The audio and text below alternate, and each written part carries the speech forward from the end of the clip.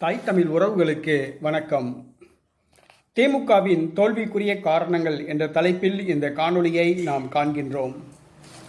திமுக வருகின்ற பாராளுமன்ற தேர்தலில் 21 தொகுதிகளில் போட்டியிடுகிறது. கடந்த பாராளுமன்ற தேர்தலை போன்று, கடந்த சட்டசபை தேர்தலை போன்று வருகின்ற பாராளுமன்ற தேர்தலிலும் எளிதாக வெற்றி பெற்றுவிடலாம் என்று திமுக மனக்கணக்கு போட்டுள்ளது. திமுகவின் மனக்கணக்கே திமுகவுக்கு தோல்வியை தருகிறது. திமுகவின் தோல்விக்குரிய காரணங்களை குறித்து நாம் இப்பொழுது அலசி ஆராய்கிறோம். முதலாவதாக, திமுக ஆட்சியில் சட்டம் ஒழுங்கு கெட்டுள்ளது. எங்கு பார்த்தாலும் கொலை, கொள்ளை, கற்பழிப்பு, ரவுடியிசம் தலை தூக்கியுள்ளது. ஆகவே திமுக ஆட்சியில் சட்டம் ஒழுங்கு சீர்கேடடைந்துள்ளது என்பது நாம் அனைவரும் அறிந்தது. அடுத்ததாக, திமுக ஆட்சியில் போதை கலாச்சாரம் பரவியுள்ளது. எங்கு பார்த்தாலும் கஞ்சா விற்பனை நடைபெறுகிறது. அதாவது பள்ளி மாணவர்களிடம் கஞ்சா விற்பனை நடைபெறுகிறது. காய்கறி மார்க்கெட்டுகள், சுமை தூக்கும் தொழிலாளர்கள், வடமாநில தொழிலாளர்கள் மற்றும் பலரிடம் இந்த கஞ்சா விற்பனை அதிகமாக பரவியுள்ளது. குறிப்பாக இலங்கை தமிழர் முகாம்களில் இந்த கஞ்சா விற்பனை படுஜோராக நடைபெறுகிறது. அடுத்ததாக, போதை மாத்திரை விற்பனை நடைபெறுகிறது. அடுத்ததாக, டாஸ்மாக் எங்கு பார்த்தாலும் திறக்கப்பட்டுள்ளதால் போதை கலாச்சாரம் பரவியுள்ளது. இது தமிழக மக்களை, ஆண்களை குடிக்கு அடிமையாக்கும் பழக்கத்தை திமுக கட்டவிழ்த்துள்ளது. அடுத்ததாக, இந்த ஆற்று மணல் கொள்ளை, கண்மாயில் மண்ணள்ளுதல் ஆகிய பிரச்சனைகள் திமுகவுக்கு தலைவலியாக அமைந்துள்ளது. திமுகவினரே இந்த முறைகேடான செயல்களில் ஈடுபட்டுள்ளனர். எங்கும் சாலைகள் குண்டும் குழியுமாக உள்ளன. குடிநீர் வசதி கிடையாது. கண்மாய் தூர்வாரவில்லை. கண்மாய்களில் நீர்வரத்து பாதைகள் அடைக்கப்பட்டுள்ளன.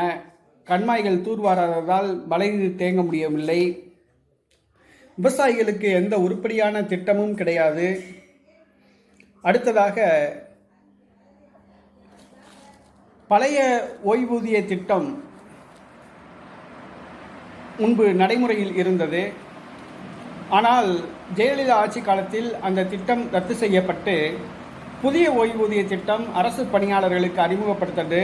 இதனால் மிகுந்த ஒரு பாதிப்பு இருந்தது. திமுக தன்னுடைய தேர்தல் அறிக்கையில் பழைய ஓய்வூதிய திட்டம் நடைமுறைப்படுத்தப்படும் என்று அறிவித்திருந்தது. ஆட்சிக்கு வந்து 3 ஆண்டு காலமாகியும் பழைய ஓய்வூதிய திட்டத்தை பற்றி திமுக பேசவே இல்லை.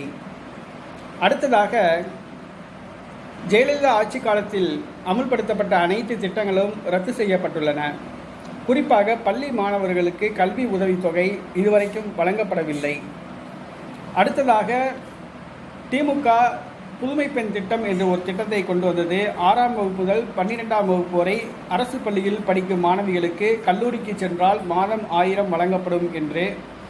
ஆனால் அதற்கு பதிலாக பெண்களுக்கு வழங்கப்படுகிற தாலிக்கு தங்கம் வழங்கும் திட்டம், வளைகாப்பு திட்டம், இலவச தையல் இயந்திர வழங்கும் திட்டம், திருமண உதவி திட்டம் ஆகிய திட்டங்கள் திமுக நிறுத்திவிட்டது. அடுத்ததாக, மீனவர்களுக்கு திமுக எந்த ஒரு திட்டமும் செயல்படுத்தவில்லை. சென்னை கடற்கரையில் மீன் விற்று கொண்டிருந்த மீனவர்களை அகற்றக்கூட ஒரு காலகட்டத்தில் முடிவு செய்திருந்தது. மீனவர்கள் கிராமங்களை அழிக்க திமுக திட்டமிட்டு வருகிறது. நெசவாளர்களுக்கு எந்த திட்டங்களும் திமுக கொண்டு வரவில்லை. மேலும் அரசு வேலைவாய்ப்புகளில் ஒப்பந்ததார முறையில் தனியார் பணியாளர்களை திமுக நடைமுறைப்படுத்தி வருகிறது. அடுத்ததாக, திமுக இதுவரை 3 ஆண்டு காலம் ஆட்சிக்கு வந்தும் ஆசிரியர்களை நியமிக்கவில்லை. தமிழக பள்ளிகளில் ஆசிரியர்களை நியமிக்கவில்லை.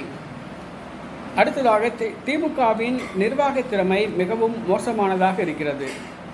இதுவரைக்கும் இருந்த முதலமைச்சர்களிலேயே மிகவும் மோசமான முதலமைச்சர் என்ற பெயரை மு.க. ஸ்டாலின் பெற்றுள்ளார். நிர்வாக திறமை அவரிடம் கிடையாது.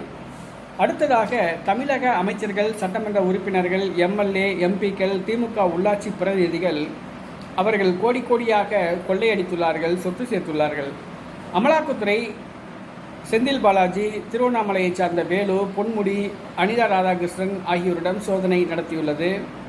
ஆத்தூர் ஐ பெரியசாமி, சாத்தூர் ராமச்சந்திரன், தங்கம் தென்னரசு உள்ளிட்ட அமைச்சர்களுக்கு சொத்து குவிப்பு வழக்கில் விரைவில் தீர்ப்பு வழங்கப்பட உள்ளது. மற்றும் பல அமைச்சர்கள் மீது, குறிப்பாக மதுரை அமைச்சர் மூர்த்தி,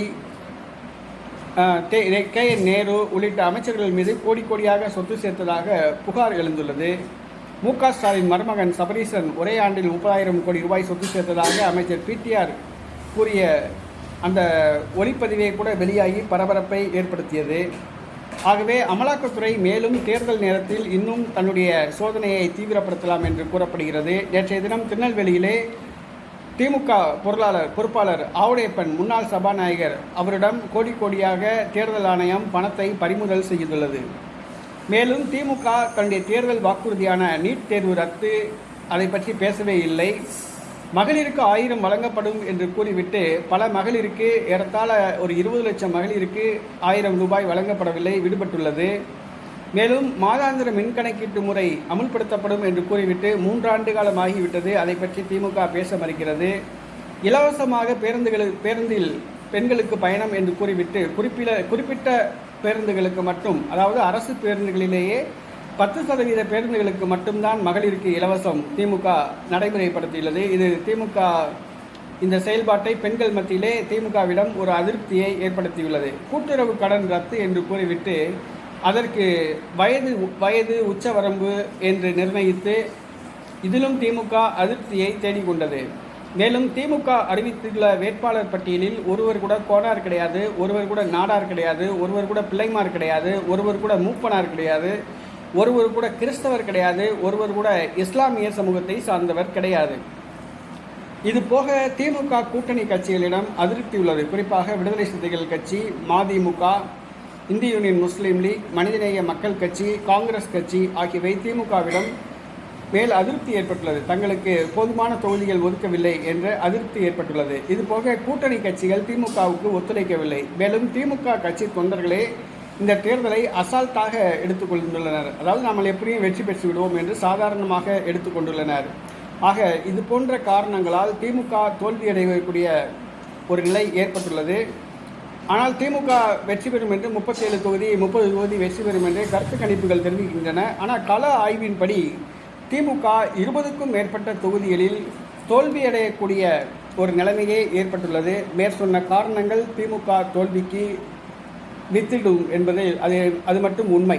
ஆகவே மேற்சொன்ன காரணங்களால் திமுக தோல்வியடையும் என்பது மட்டும் உண்மை.